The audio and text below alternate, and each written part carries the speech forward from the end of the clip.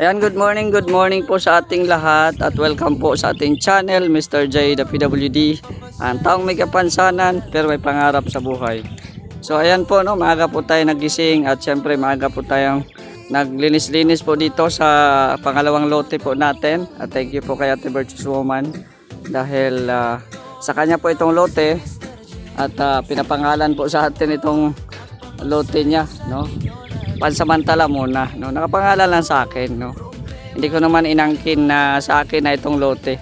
May mga nag-comment kasi, no, na mayaman na daw ako at dalawa na lote ko. Hindi po. Nakapangalan lang po itong lote sa akin. Pero hindi po to talaga sa akin talaga, no? At yun, yung aking lote nga, hulugan nga yan eh. No, hulugan nga yan kaya ano kami, todo vlog, todo upload para may pang monthly kaming hulugan, no? Ay, ayan, nakuha na si Papa Chin pala ng ano, kagkag na malaki. Yung sa akin yung ano, yung orange. Kay Kuya Red maliit po yan. Ito.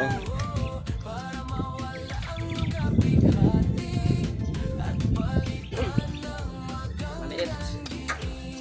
Pang ano lang, pang garden lang talaga to pag may garden ka. Oo, yun, maliit lang. Kasya lang sa akin. Yung kay Papa Chin ay pang malakihan na yun. Para madali po yung trabaho. Hakot-hakot na lang. Ayan. So good morning po sa lahat po, no? Huwag po kalimutan mag-like at i-share po ang ating video. Ayan. Kailangan po natin sikap mag-upload. Ayan. Panoorin nyo po yung ating charity vlog din po, no, na in-upload po natin. Suportahan nyo naman po, no? Talagang tuloy-tuloy lang po tayo sa buhay. Hayaan na po natin yung mga basher na dyan, no? At wala silang may ambag sa buhay natin. May ambag man sila sa views, sa ads, pero kapipiranggot lang, no? Kapiranggot lang. Oo. So, ayan. Maraming salamat din po sa always na sumuporta sa akin. Thank you very much. Shoutout po sa inyong lahat po na mga nandito po sa ating premiere po ngayon. Shoutout po. So, tulungan natin si Papa Chin.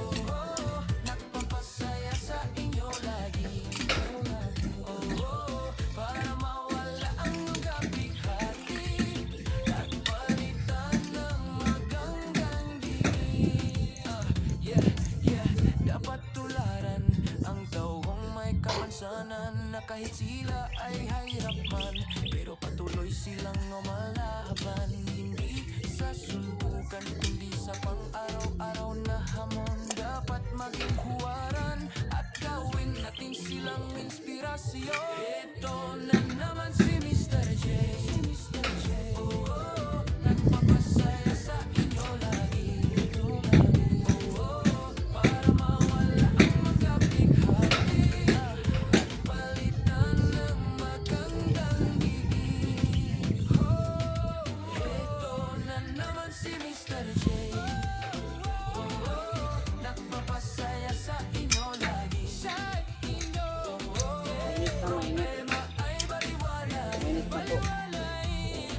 Summer na po dito, summer. Kanina umulan man siya kaso ano lang, saglit lang, no? Ngayon ay ano na, medyo mainit-init na siya. Pero may hangin naman po, no? Hindi naman siya talagang direct init talaga, no? May hangin naman po kaya tuloy-tuloy pa rin ang ano nagtatrabaho. Yan, marami na pong bahay dito, no? Yung katabi ni Bro Gab, binisita na po ng may-ari, no? Yung katabi na yan, yung katabi, 2 lote pa lang ang ano nila, pinuha. So nag-survey na sila kahapon. Patatayuan na daw din po ng ano, bahay yan. Yan. So dami na dito. Dito na si Maria. Yan, tapos si Rhea. Ayan. Tapos yun, si Kuya Red at saka si Topper. Ayan, magkapit bahay lang. Tapos kami naman sa likod, si Engineer at saka yung sa atin. Ayan. So maganda na dito pag may mga bahay na masaya na, no? Masaya na ang samahan. Marami na akong paghihinga ng pagkain. Hindi naman araw-araw, no? Kumbaga sa umaga sa isang kapitbahay, tapos sa tanghali sa iba naman. Hindi araw-araw pero ano, no, oras-oras. Oras ng kainan. Ayan. Relax muna kami. At medyo hingal-hingal na, no? May akotin namin na ni Papa Chen yung ano, yung mga damo. Wala sako, Papa Chen, yung malaki. Sako malaki para i-ano natin sa sako, tapos ano natin. Ha? Tuyuin mo muna yan. Diretso tapon mo na. Diretso tapon mo na.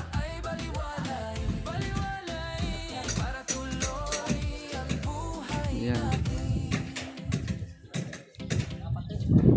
Ito na naman si Mr. J. Nagpapasaya sa inyo. Diretso tapon na para mataniman na yan.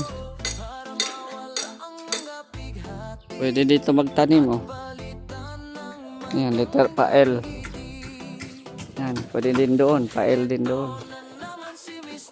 Tapos dito, pa L. Kasi baka dito sa gitna ay mag-ano si Ma'am Berchos, baka may plano dyan. Kaya pag magtanim kami, dyan lang kami sa gilid-gilid. Sa gilid-gilid lang kami, hindi kami dito sa gitna. At baka may plano si Ma'am Berchos sa lote niya. So yung mga sanipa po, magamit po natin din yan, no?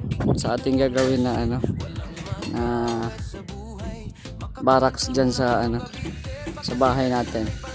Kasi sisirain na po yung kubo at papalitan ng i-concrete po yan, no? So kwarto pa rin yan, kwarto pa rin. So yung dirty kitchen natin, connected na yan siya sa kwarto na yan, no? Connected na yan siya dyan sa dirty kitchen.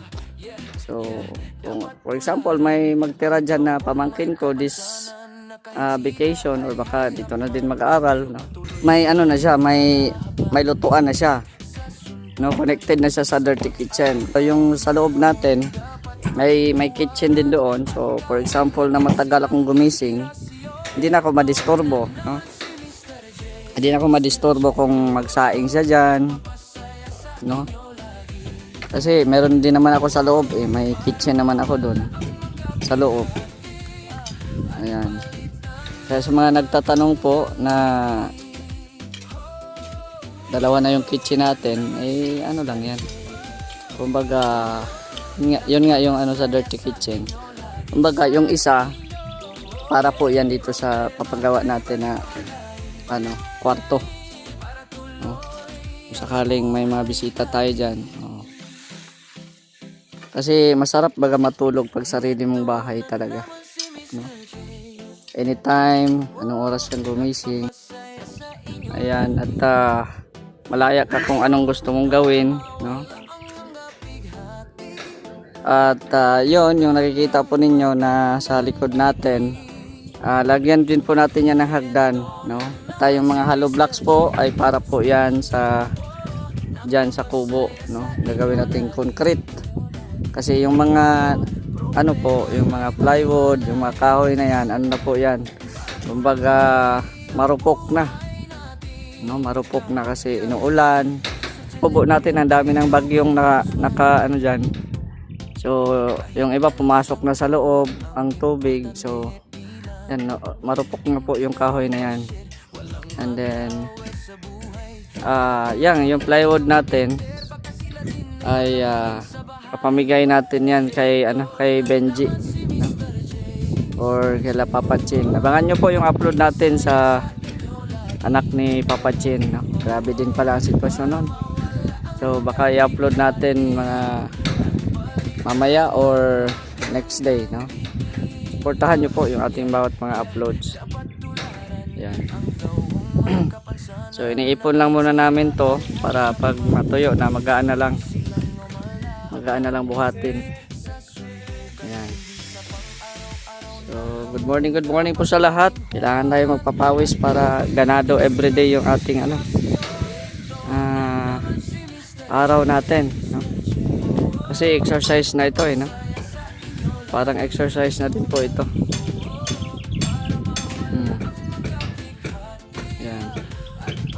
Busy po yung mga mga karpintero natin sa mga kapitbahay natin dito, nagpapagawa ng mga kani-kanilang dream house. Oo. Kasi matagal na namin pangarap na magkaroon ng dream house. Ngayon pa lang natutupad. 5 years na ang nakalipas. Di ba?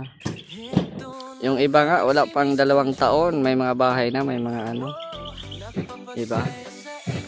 Samantalang kami ay 5 years. 5 years. Kasi nag-iipon kami, diba? Nag-iipon kami, tsaka kumbaga hindi ito lahat asa sa sponsor, no?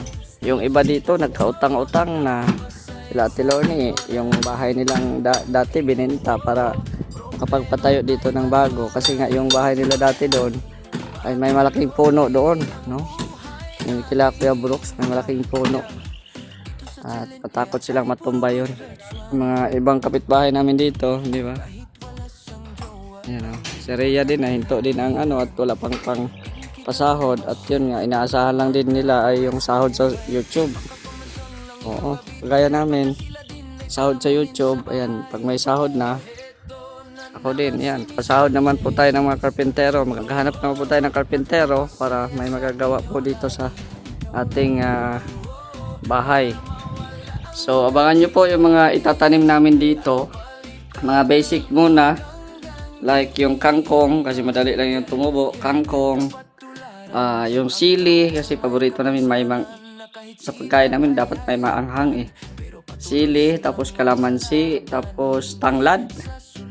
Oo, tanglad. Tapos sa gilid-gilid siguro magtanim ng oregano para iwas sa ahas.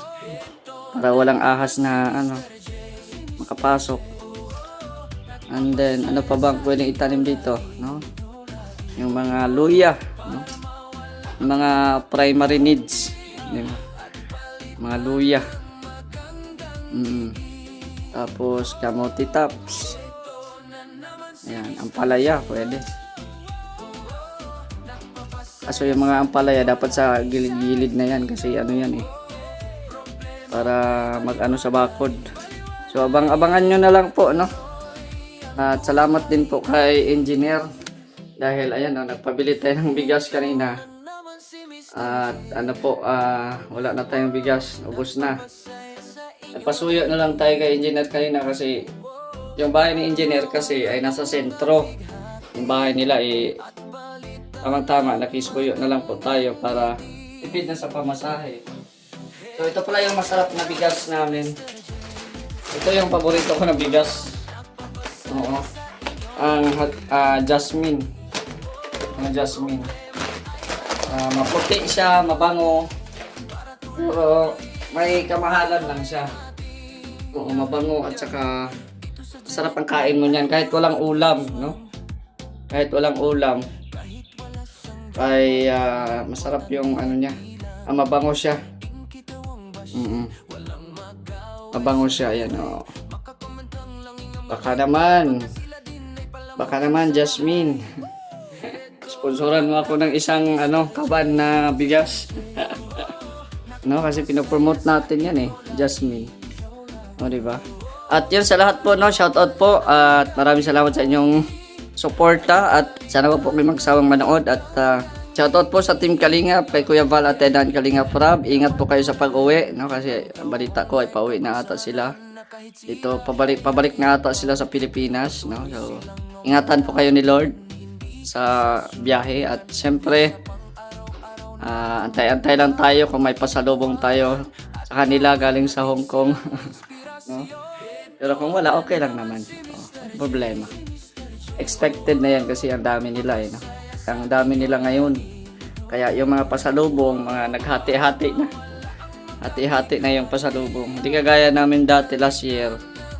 Ano lang kami, 16 o 15 lang ata kami. So,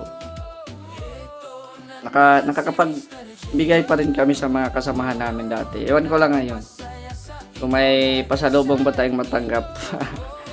Ayan. So, yun lang po muna. Maraming salamat sa inyong panonood. Don't forget to like, share, at subscribe sa ating channel. Maraming salamat. It's me, Mr. J, the PWD. Ang taong may kapansanan pero may pangarap sa buhay. God bless and thank you so much.